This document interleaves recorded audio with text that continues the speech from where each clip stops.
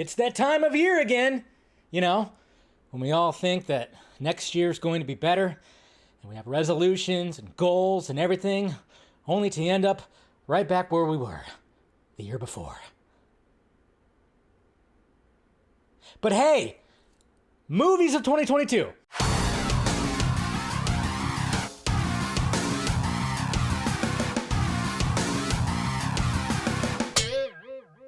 What's happening, film friends? Dave the Film Junkie here. It is the end of the year, guys. 2022. What a year for movies. Next year's going to be a crazy year for movies, too, which, of course, I'll have my top 10 anticipated movies. That'll be up probably the following day, probably Saturday, I'm thinking. But right now, we're just going to be talking about my favorite movies of 2022. I don't do a bad list anymore. I did it for a little bit, but I just feel kind of like, it's whatever. I don't need to do a bad list. So let's talk about the top 10 movies that I really enjoyed. I'm not going to give I'm trying not to keep this video too crazy. I just want to go over them and just say one little thing about them and then move on. So, I don't talk for 57 minutes. Number 10. I don't know why I even decided to do an Elvis impression, but yes, Elvis, Baz Luhrmann, Austin Butler, wow, Tom Hanks. Was very much impressed by this movie. As you saw my first reaction. I don't think I did a full-on review. I just did a first reaction, but I was really impressed by just how, wow, this thing just goes, and goes. Saw it twice, and I went, you know what? I was really impressed by this and going to be wondering, what's going to be happening when it comes to award season. But yes, number 10, Elvis. Number 9, Bullet Train.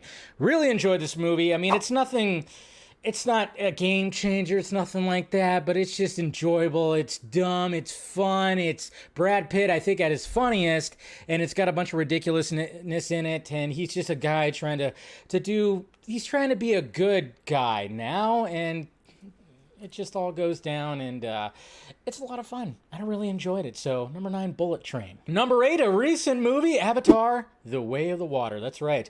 It made the top 10, guys. That's how much I enjoyed it, and I was worried that I wasn't going to enjoy it, but man, and then look at the legs it has. It's already crossed $1 billion worldwide after 2 weeks. Pretty insane. And I do want to see it again. And I hope to see it again. I will see what happens. But I really do want to see it again because I was very much impressed by it, especially that final act. Gripping. Just freaking gripping. And again, Kevin Feige. That's Kevin Feige's wet dream right there when it comes to final acts. Number 7. I just watched this movie last night.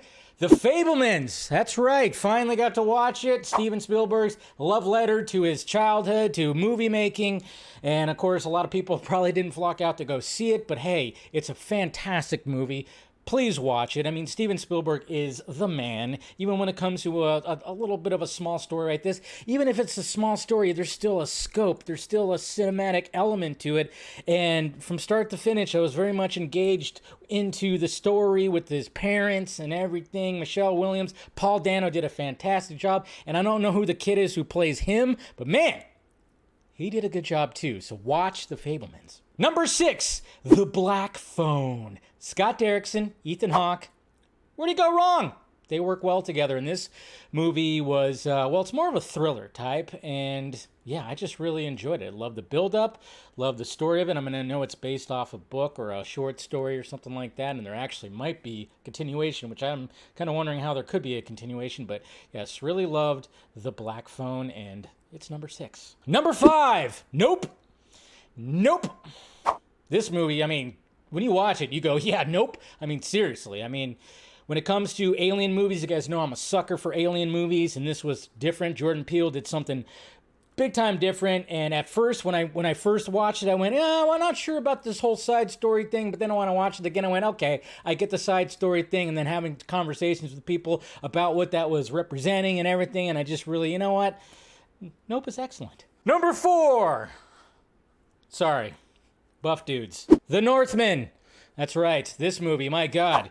Dripping with masculinity. You walk out and you're just like, you just want to fight somebody at the edge of a volcano. That's what you want to do after you watch this movie. But yes, Robert Eggers did a fantastic job with this. It's just got a good amount of fantasy, and as well as, hey, that's the way things were when it came to Vikings and everything. And it's gruesome, it's brutal, it's real-ish, I guess you could say. It's just, you feel like the atmosphere, and yeah. And then you got Skarsgård. He's got abs up to his freaking chin. Number 3.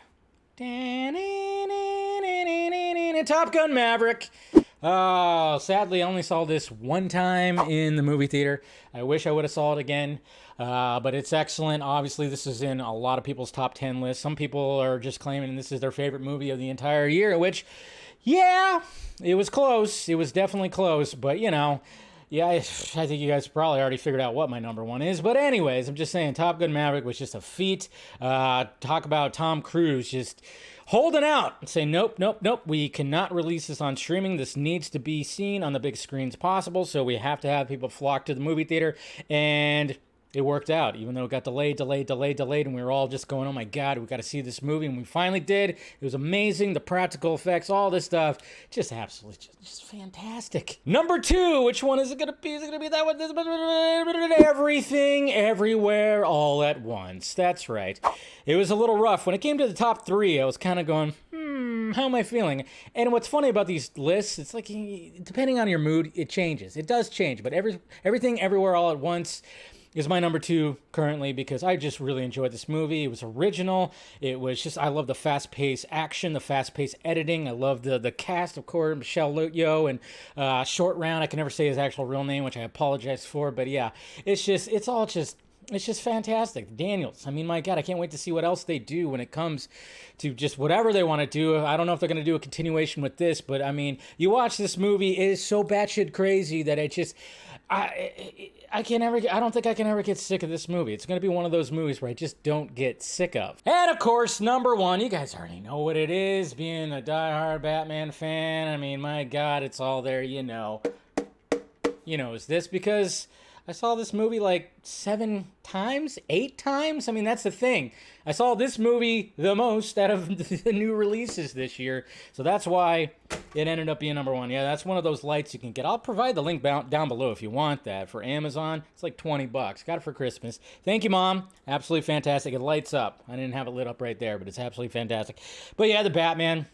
I just loved what Matt Reeves did, and then being a Batman fan and just seeing something unique and different. I know some people, I've seen it too, where people are like, it doesn't age well, it doesn't do this. I don't know. To me, it does, because I think it's just, when it comes to a unique take on The Dark Knight, I thought Matt Reeves did something special. Cannot wait to see what he does in the future. But yeah, I don't know. The 3-hour runtime, didn't feel it, and I just really, really loved the movie. And like I said, I watched it about 7 or 8 times, and just each time just went, yes. This movie, I mean, Matt Reeves really said, hey, Christopher Nolan, Zack Snyder, you want some darkness? You hold my beer. So there you go, guys. That is my top 10 list for 2022. I know some movies, didn't quite make the list. I mean, came close, but hey. And then, of course, like I said, these lists, it just changes, There could be, The Northmen could be at number 1 next week for all I know. If I watch it again, this is the best movie ever. But anyways, look forward to my top 10 anticipated movies for 2023. That'll be coming up. And then, of course, ranking the CBMs that came out in 2022. I think you can guess what's number 1 and the last one. I'm sure you can if you've been paying attention to live streams and videos, for sure. All right, guys, smash that like, thumbs up, do all that. Make sure you subscribe to the channel, everything. And love you guys. Let's have a good 2023. Talk to you later.